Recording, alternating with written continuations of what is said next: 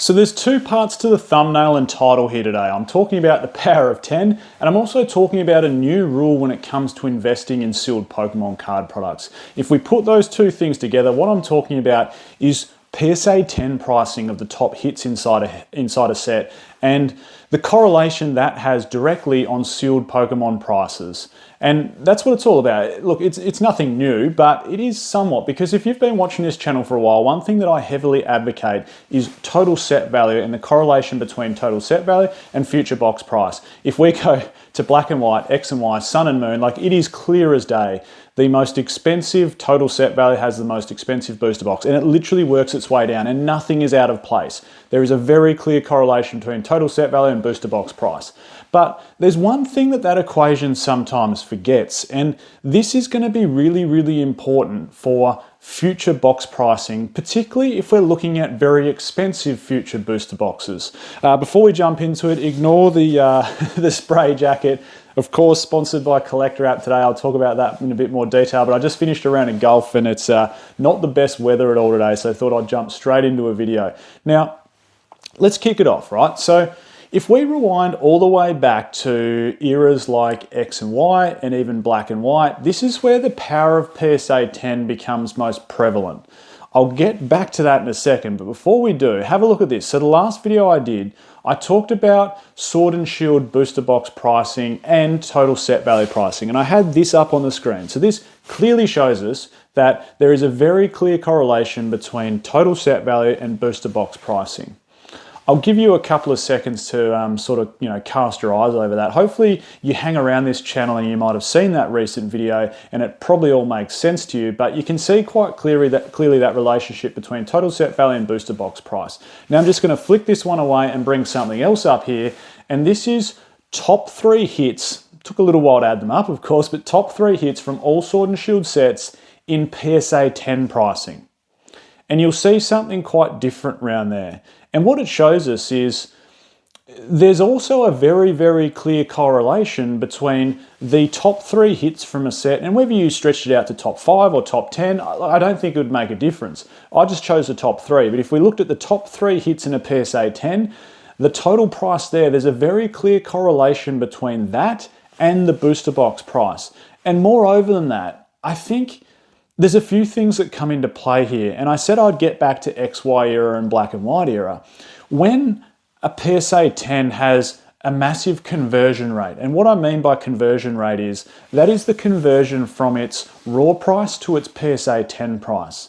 And look, with the populations of PSA 10s in modern these days, the conversion rate gets skewed a fair bit. Like if you look at the Umbreon VMAX, for argument's sake, from Evolving Skies, it's not even double the price in a PSA 10 as what it is raw. And that's almost unfathomable from back in the day when we had such poor print quality and lower numbers being sent off to PSA to get graded, among other grading companies. I'm just obviously going with the main one here, PSA.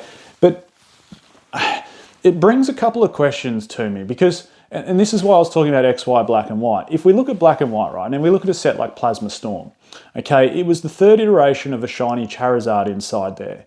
And that card in a PSA 10 has a very low population. I think it's somewhere in the 70s. And because of that reason, it is worth lots of money, somewhere between probably 10 and 15,000 US dollars in a PSA 10. That Plasma Storm, shiny Charizard or secret rare Charizard. It's a beautiful looking card. I really love the artwork on that card. And to have it as a PSA 10 would be a bit of a grail. Like, I think that's a properly nice Pokemon card. Now, moreover than that, if we fast forward a little bit to XY era on a set maybe like Phantom Forces, okay, we've got 2 big chase cards inside there, plus a few others, of course, but you've got that ultra rare Gengar inside there in a PSA 10, which is going for somewhere around like $2,000 or $3,000 with a very low pop in the 50s, I think it is. And then you've also got that Silver Dialga, which is worth, I think that's also population 10 in the 50s with PSA, and that would be worth lots of money. I wouldn't like to know how much, maybe somewhere between $4,000 to $8,000. Maybe I'm being a bit light on it. Maybe it's somewhere between $5,000 and $10,000, but it's a super, super low pop. So when you look at that total PSA 10 price, what you've got to remember is people are inherent gamblers. Give humans a chance to gamble and they will take it. So not only when you open a sealed Pokemon card product, and this isn't the only buying market for it, but it's still a pretty damn big market. If you buy a sealed Pokemon card product, you're gambling to try and get something raw. Okay, you're gambling to try and get a chase card. Now, on top of that, if you do happen to pull a chase card, there's a double layer to that gambling effect where you can go, okay, raw, it's worth this, or do I send it off and get graded to pull an even more expensive card? And that's where the double gamble comes in. And that's where it's got me a little bit worried when we talk about modern. Not worried to the point where I'm like, it's not going to go up in price, sealed product that is. It certainly is still going to go up in price, a lot. But it's got me a little bit concerned because we don't have pop 50s anymore. You know, Lugia from Silver Tempest is pop 17,000 and something. Umbreon VMAX from Evolving Skies is pushing 17,000. And look, you can go, look, it's just supply demand. Well, of course it is. You know, if there's more demand for the card than what there is supply, then of course it's going to keep prices high. But I suppose my concern is, are we going to get booster boxes, you know, in that $10,000, $15,000 price bracket anymore if we don't have that double gamble? Because you can buy a $10,000 or a $10,000 or near on $10,000 Plasma Storm booster box, and we know it's hard to pull. It's not an easy hard card to pull, but if you happen to pull that Secret Rare Charizard and it happens to grade a PSA 10, well, you've actually made your money back and some than what you paid on a booster box. And it's like, is that even going to be possible anymore? And look, that's not the only part of sealed product. They're not just going up because of the value that's inside them. We all know that. Like a Darkness Ablaze booster box, even if you pulled every single card from the whole set and master setted it, it's still not going to be worth the same price as what the booster box is. So it's a very simple equation there. You know, things will get older and they get rarer and they become their own sealed entity. But what you've got to remember is that there's still a vast majority of people that buy booster boxes to open them. Whether it's for a financial reason, as in, you know, they've got a streaming service, whatnot, YouTube, whatever it might be, and they're opening, selling off packs, or they're doing it for the views and clicks, and therefore, you know, AdSense revenue.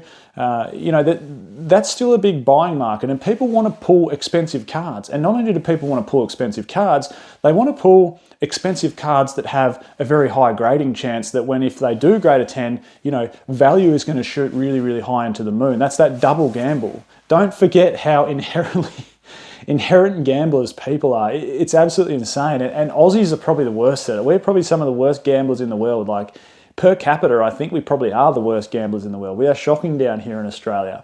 So don't forget about that. And more than that, if we fast forward a little bit from, you know, Black and White and XY to Sun and Moon, even some of the latter Sun and Moon sets, Team Up, Cosmic Eclipse, etc., a lot of those cards that are fetching big dollars, maybe, you know, $2,000 in a PSA 10, like, you know, the top chase cards from Cosmic Eclipse, they're only sitting around 300 to 500 PSA 10 copies. So for modern standards, it's still relatively low. I know it's not as low as, like, you know, in the 50s or in the 70s that we see from some of the vintage sets and some of those mid-era sets like Black and White, etc. But fast forward to now, and we get Scarlet and Violet era, and we go, well, what's the set to invest in? And what impact does, you know, this new trick or this newfound, you know, Pokemon investing thing when it comes to, you know, grading PSA 10s? And you ask yourself, well, you know what, it actually is important. It is important what grades, you know, how expensive a PSA 10 is. And look, generally, if it's expensive raw, it's going to be expensive as a PSA 10. Like, generally, the most expensive raw card inside the set is also going to be the most expensive PSA 10 card inside the set. That just seems to be the way it goes. There are some outliers in there that'll be, you know, maybe the third highest chase card in the set, but it's worth more as a PSA 10. But that's extremely rare. Generally speaking, the most expensive raw card is the most expensive chase card. And then we look at some of the Scarlet and Violet sets and we go, well, where's the double gamble coming from? And you know what? One of them that comes to mind straight away for me is Paldea Evolved. You know, not only is the Magikarp now worth more than $200 US raw, we all know it's very hard to gem mint a 10. It's sitting around the low 20%, which means roughly 1 in 4 to 1 in 5 copies that get sent off aren't coming back as 10s. And you've got to remember, people are picking the eyes out of cards that they send off now. People aren't going, oh, well, that Magikarp's got a print line down the middle of it. Yep, I'll send that to get graded. Oh, all 4 edges are white. Yep, I'll send that to get graded. People are going, yeah, this looks really clean and really nice. I think it's near mint. I think it's got a chance of gem minting a 10. I'm going to send it off to get graded. So we're getting the creme de la creme, like we're getting the best of the best cards sent off, and they're still not coming back 10s. Like 22 or 23% of all Magikarps that get sent off from Paldea Evolved are coming back 10s. So very, very tough card to grade. Now, there's some other cards throughout Scarlet and Violet era. You know, Obsidian Flames is very, very hard to gem mint 10. Some of the even some of the Temporal Forces and Paradox Rift cards, Paldean Fates for argument's sake. You know, when we're talking Sword and Shield, a lot of the main sets, even when it comes to Fusion or Evolving for argument's sake, you know, you're sitting around 60-65% Gem Mint 10 rate. We're not doing that anymore at Scarlet and Violet. Like some of the modern sets are a little bit better, but you know, particularly the early Scarlet and Violet sets, you're sitting well and truly sub 50%, sometimes sub 40 or some sub 30% when it comes to Paldea Evolved and Obsidian Flames when we're gem minting. So those things do need to be taken into consideration. And one of the reasons I think Fusion Strike has flown up in price so much, a lot of people go, oh, it's not that great a set, it doesn't deserve the price it needs to be at, you know, it should have sat where it sat for a lot longer. Well, yeah, but what you got to remember is, it's that double gamble. Not only is the Gengar VMAX and the Espeon VMAX and the Mew VMAX good cards, but if they gem into 10, they're worth a huge amount of money. Like the top 3 chase cards from Fusion Strike in a gem mint 10 are worth nearly $2,500. Like that's probably why it's overtaken a lot of the other sets in terms of its total booster box price, because that PSA 10 conversion rate gives you some very expensive cards, and it's that gamble on gamble effect. Where does that sort of leave us in the overall investing side? Look, sealed product is still going to go up. Are we ever going to see, you know, $5,000, $10,000, $15,000 boxes like we're probably going to see from Plasma Storm, Phantom Forces, etc., because of that extremely rare and very, very expensive PSA 10 low pop chase cards? Possibly not. Possibly we still will. It's really, really hard to say. Booster boxes will still go up in price. They just will. Populations, it's almost a new realm for us, and we need to almost feel it out. Like populations of plus or over 15,000, it's new territory, isn't it? Like they won't stop going up in price, but it's definitely new territory. It'll be interesting to see how that plays out. But one thing we can definitely take from all of this is that the top 3 chase cards from a set, if they have an incredibly high PSA 10 price in comparison to maybe another top 3 chase cards where the raw prices are the same, I still think you're better off investing in the set if you get what I mean. So the top 5 chase cards, say they're the same from 2 sets, but the top 5 from one set is worth way more as PSA 10s, you are better off investing in that set over the other one, even though, you know, maybe the total set value is the same, maybe the top 5 or top 10 chase cards are the same, you're better off investing in that set that has, you know, more expensive PSA 10 cards. So that is definitely one thing to keep in mind from this whole video, if I were to summarize it, is do yourself a favor. If you're tossing up between one set and the other and you can't decide and you think chase cards are similar and you want to put in $2,000 there or $5,000 there or buy a couple booster boxes there, you know, pick the one that has the higher PSA 10 price. It's as simple as that. And before we round out the video, shout out to today's video sponsors, of course, the Collector app. Kept me nice and dry today.